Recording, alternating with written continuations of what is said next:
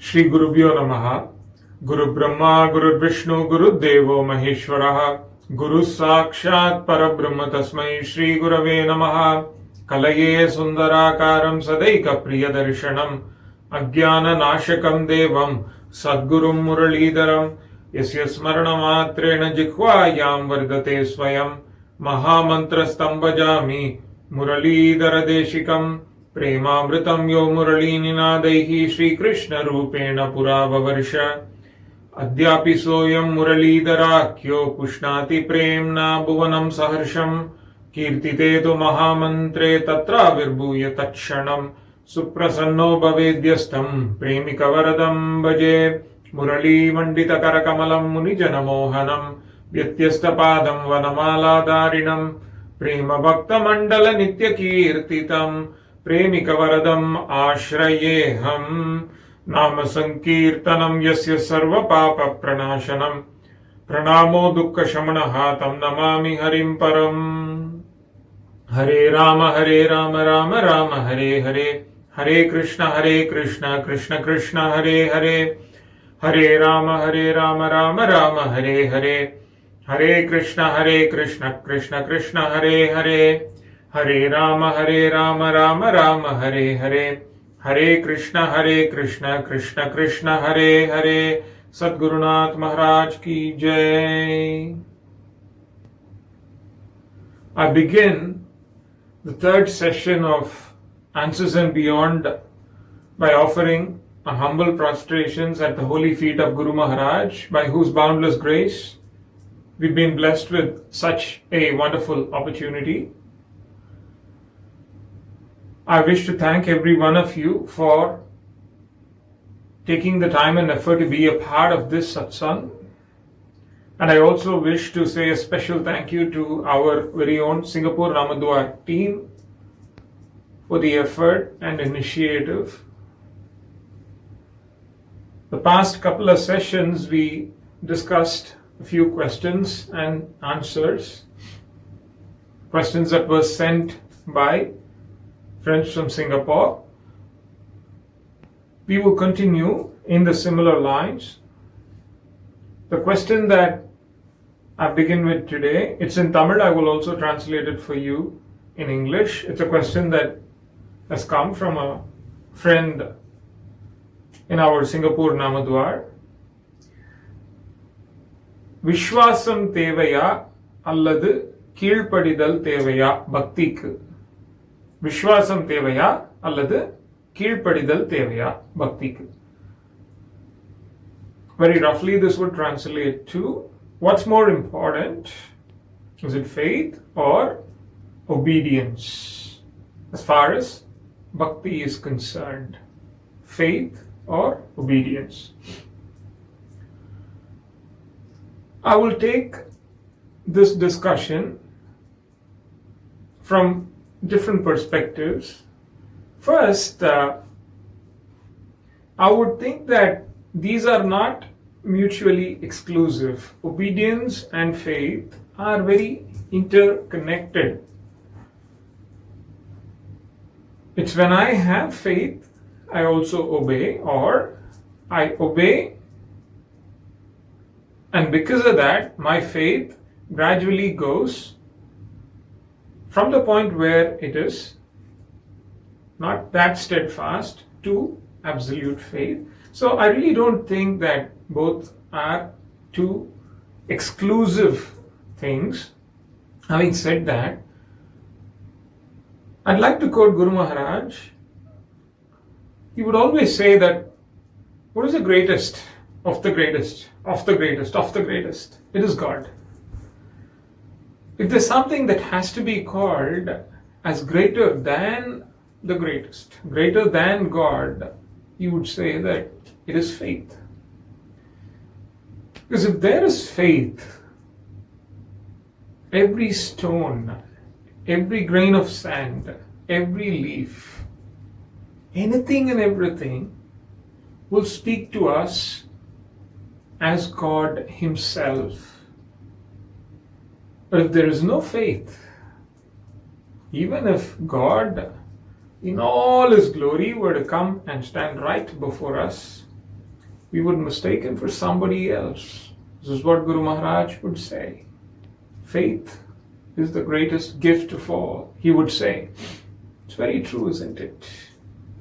I'm reminded of this story of two friends. There was one who was generally a God-fearing person, one who believed in God and all such things. From when he was a kid, that's how he was groomed. He would go to the temple, he would worship God, he would believe in the words of the scriptures, in Bhagavatam and Ramayana. It so happened that his very close friend from school was the exact opposite. He did not believe in God. He did not believe in all of this. A non-believer, a perfect non-believer. In every other aspect, these two would go hand in hand, but this is the one thing that was always a point of contention. The friend who was a believer was always very concerned about it, because he was a very sincere devotee. When he goes to the temple every day, God would actually speak to him, literally. He knew that God is for real. He wanted to somehow make his friend understand that he needs to believe in God, but he could not. It was one of those days when he went to the temple. He wore a rather sad look on his face, because he was really worried about how he can get his friend to become a believer. Because he wished him well, he wanted him to know the truth, which he knew.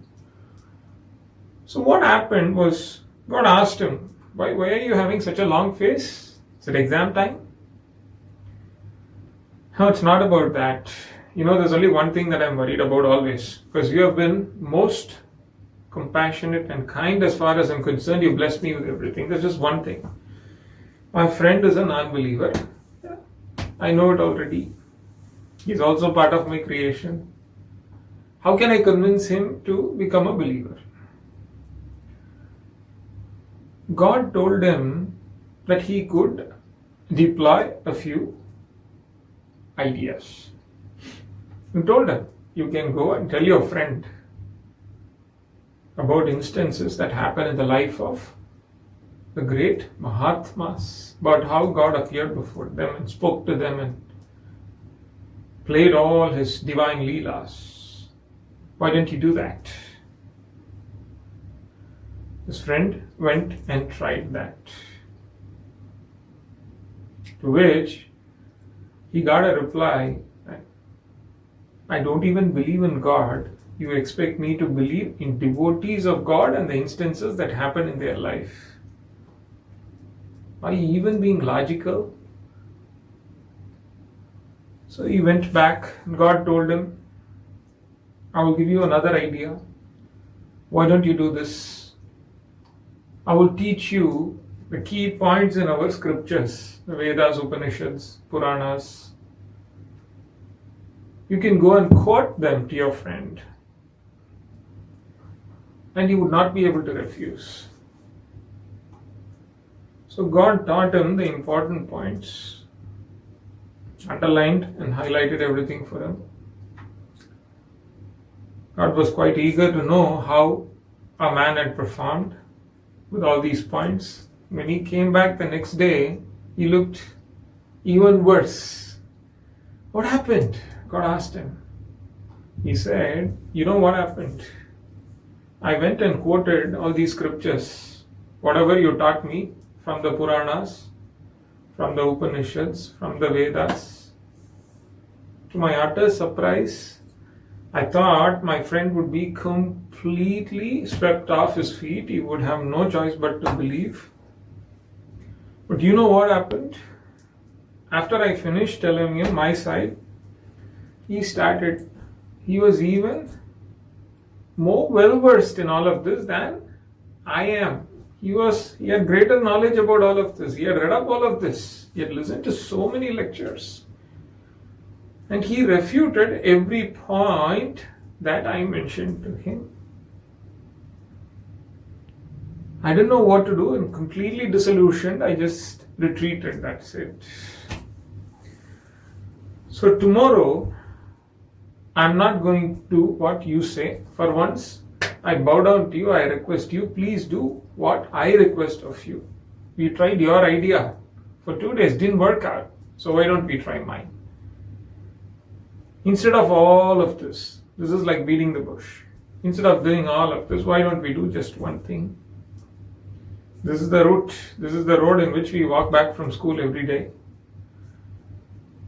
Why don't you go and show up in front of him? Just go there and show up. Give him your darshan. If he sees you, he would have no other choice but to accept you. End of story. Why do all the scriptures, points, logic, lives of Mahatmas? Let's forget all that. Just show up in front of him. God said, no, I don't think it's a good idea, my friend. You are my dear Bhakta, and I am Aham Bhakta Paradinaha. Yes, I'm indeed your slave. I will listen to what you say because you are my Bhakta, but I advise you that this is not a good idea. I don't think we should do it. That's not how these things are supposed to work. You have to just allow it. You have to give it time. The bud will blossom into a flower in due course of time. You should not force it to open. Just leave it. You tried, leave it. But our man was not convinced at all. He was very adamant. He cried and he pestered God so much that God said, okay, so once, because you are doing this to me, I'm going to appear before him tomorrow, but that's it.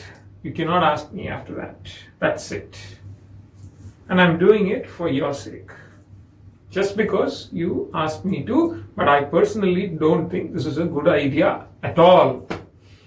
The next day, the evening, the friend was walking back, and God quite literally intercepted the path and showed up in all his glory with a peacock feather, with his flute. He was there, right there. Something that even the greatest of rishis yearned for. Thousands and thousands of years of penance, and they yet to see his glorious form. But because this Bhakta wished for it, Bhagavan showed up. Here I am. He showed his identity card. I am God. I exist. You have to believe in it. And you know what the friend said? He said, first he was not even amazed. He was having the darshan of the toenail of Bhagavan. Mahatmas have gone into the state of samadhi and remained in it for months on end, unable to recover from this bliss. That's what the darshan of God does to you. We've heard.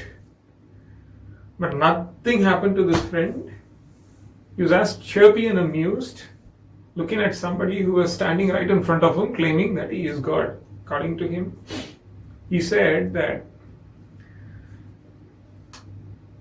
I have read all the scriptures, although I don't believe in them, although I don't believe in God. Let that be. I have read them. And I have noticed that there is only one point that is mentioned again and again in all of these scriptures. The great ones have all said so. They say that God would never appear before one who does not believe. நம்பிக்கை இல்லாதவங்க முன்னாடி கடவுள் வரமாட்டார். அப்படிதான் சொல்லியிருக்கு. Never. When that is the case, I don't believe in God. If you appear before me, definitely you are not God, he said, and he walked past. Faith is greater than God. If there is faith, everything around me will speak to me like it is that God himself. If I don't have that faith, it won't matter even if he showed up in all of his glory, I would still not be able to recognize him. The meaning is that God has his own plan. Things have to happen in their own course. And as that faith dawns in us, we will automatically be blessed with this darshan, with such experiences. So faith is important. And in fact, is it not said that prayers that we do with faith will always be bestowed? நம்பிக்கையோட பிரார்த்தனை பண்ணினா பிரார்த்தனை நிறைவேறும் அப்படி சொல்வார்கள் இல்லையா? Faith. But then, many a time have we not felt when we made a prayer and it was not bestowed. We think, so is this all just made up? Pray with faith and it will for sure be granted. Are they just saying it to motivate us to believe and to pray? To get that faith so that we obey God. We get that sort of total surrender to God. Is it all just made up? It's not so, friends. Guru Maharaj would very beautifully define this. It's a complete eye-opener for all of us, something that all of us should know. He would say that prayer done with faith will never fail. But the question is, faith on what? It's not faith on the outcome. It is faith on the one that we are praying to. In other words, do we not know the beautiful lines in Tirupavai? How Sri Andal makes a beautiful request on our behalf. She says, சீரிய சிங்காசனத்திலிருந்து யாம் வந்த காரியம் ஆராய்ந்து அருளேலோர் எம்பாவாய். Meaning, I come to you with my list. It's a never-ending list. I always want things to happen. And the list changes. Every day it changes. One day I want something. Then the very next day I want something else. I ask for something. And then a little later my wish list changes. This never ends. It's like the waves that originate in the ocean. It will never stop. I'm always going to come to you with this list. It's my tendency to do so. I consider it as my birthright to do so. But what I request of you, Bhagwan, is Siriya Singhasanathirandu Yamanda Karyam Araindharulelor Empavai. You sit in your throne and I placed all my requests before you. Please do not bestow all of them just because I asked you. Don't do that. You know why? Because today I will ask you for something. I will ask you as if my whole life depended on it. I would be so adamant. I would cry. I would make ruckus. I would throw a tantrum. I'll do all kinds of things. And if you also say, okay, so be it, and you give it to me, 5 years later, when that very choice turned out to be the one that created the bigger problem for me, I would come right back at you and I will ask you, நான் தான் கேட்டேன் நீரும் கொடுத்துட்டே. நான் அப்படிதான் கேட்பேன் நீ கொடுத்துடலாமா அப்படி கேட்பேன் நான். I only asked you because I'm ignorant. How come you gave it? Are you not supposed to be the one that knows it all? I will also ask you that question. I have the audacity to come up and ask you this question. So please don't give anything just because I asked you. I have no foresight. If you ask me what's beneath this wall, I don't know. If you ask me what is going to happen the next minute, I do not know. If you ask me to recall an incident that happened 10 years ago, I'm unable to. I'm very limited by time and space. I'm clueless and yet unwilling to accept my limitations. That is where I am. Everything that I look at, everything that comes my way, I get carried away and I keep asking for something or the other. Please do not bestow just because I asked you. I leave it to you. I'm not going to fix everything on an outcome which I've already wished for. Many a time we do that, isn't it? When we go and ask something to Guru Maharaj, I've already in my heart decided what I want to hear. And I just push it to get a yes for that particular outcome. I don't go there with an open mind. Faith in the outcome, not faith in the one that I'm placing my prayer before, which is the Guru. When I go and do that, it's when I place the faith in the outcome, when something happens contrary to what I thought would happen. And how did I determine that? With my limited intellect, with these limited resources. And when it is the opposite, I believe that prayer was not bestowed. But if I place my faith on Him,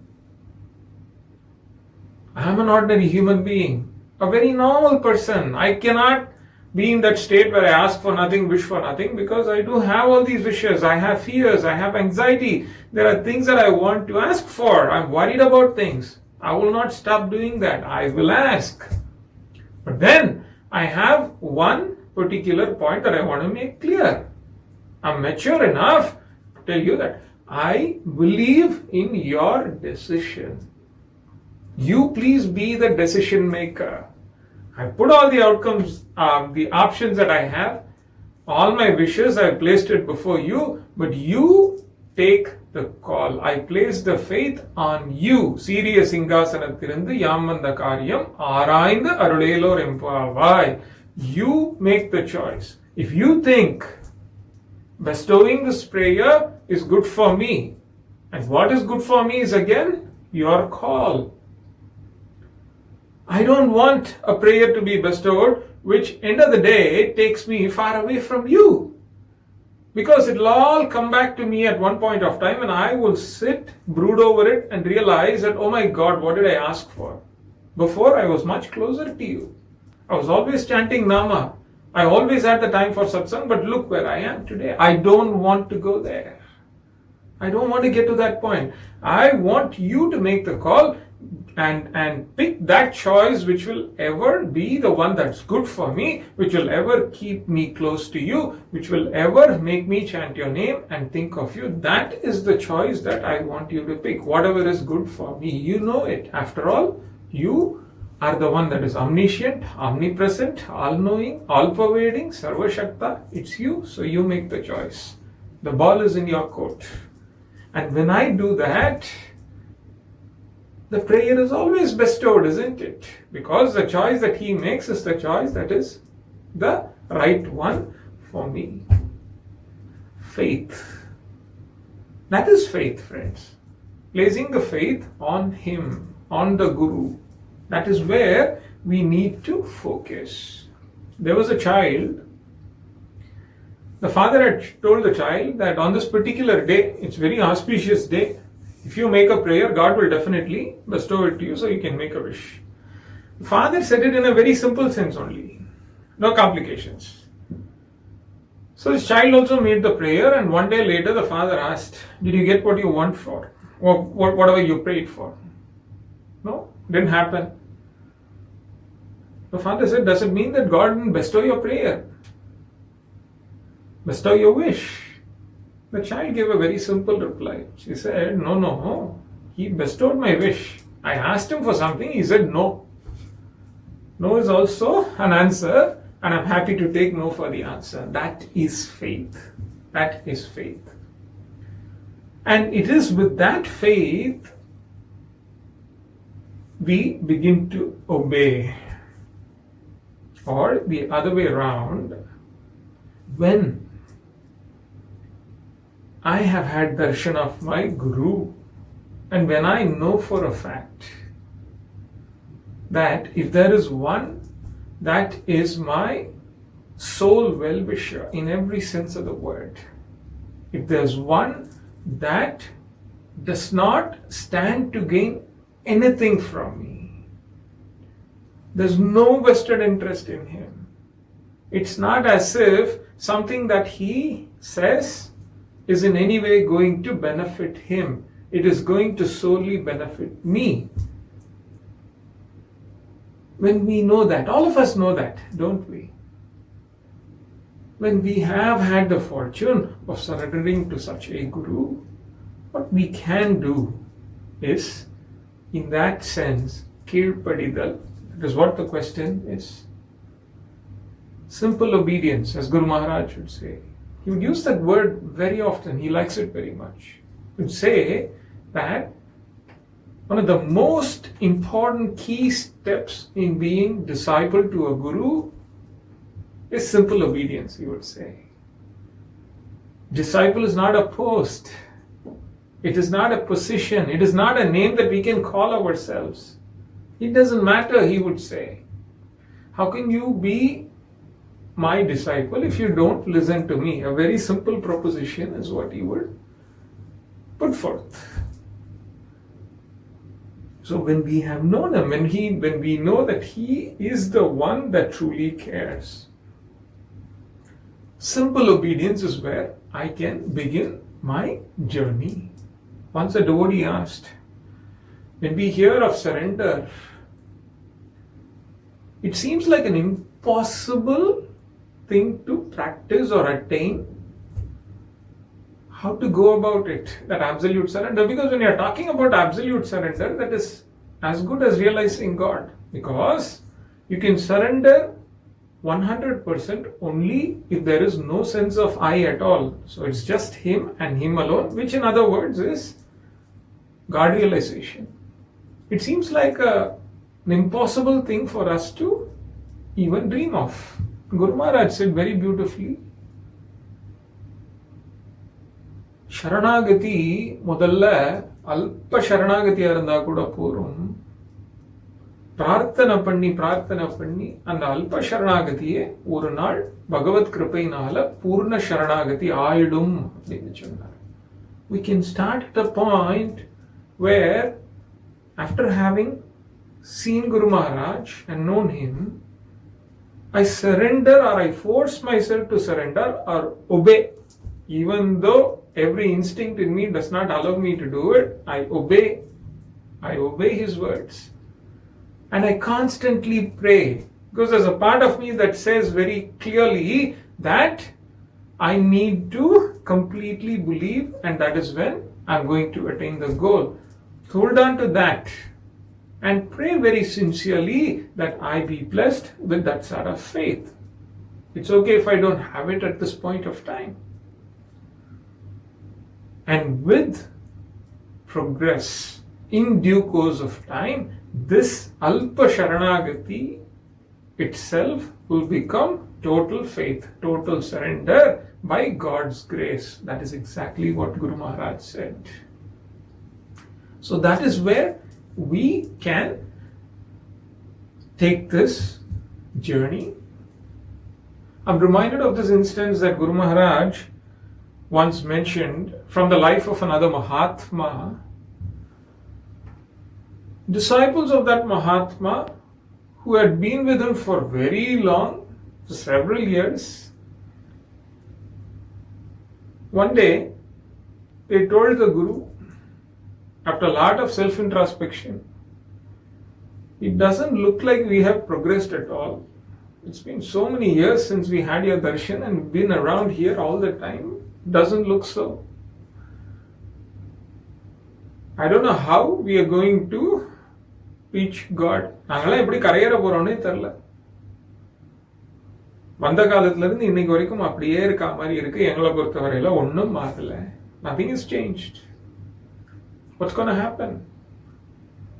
The Guru said a very nice story. He said, There were lots of people standing on the banks of the Ganga. Ganga was flooded. The only way you can go from one bank to the other, which is a destination, is by boat.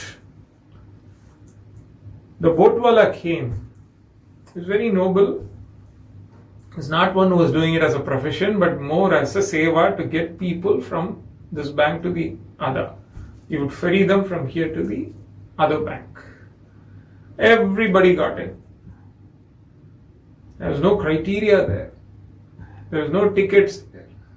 It's just that they were all there waiting. When the boatwala came, everybody got in. Midway, it was evident to everybody, including the boatwala, that some of the people in the boat were not that deserving to undergo this journey after all. They were not good people. What would the boatwala do now? Is he going to go back to the place where he started from, drop all these people off, and then continue his journey all the way to the next bank? He will not do that. It's already midway. And he has it in him to take everybody across. So he would simply make sure that everybody got to the other bank safely. The Guru said this and smiled at all of them and said that it doesn't matter. I'm the boatwala. I've taken everybody on my boat. I will make sure that you all reach the other bank. Just simply follow what I say, that will do. Even if it is not something that you believe in, just obey, he said. Simple obedience is what will lead to faith, which is the essence of bhakti itself.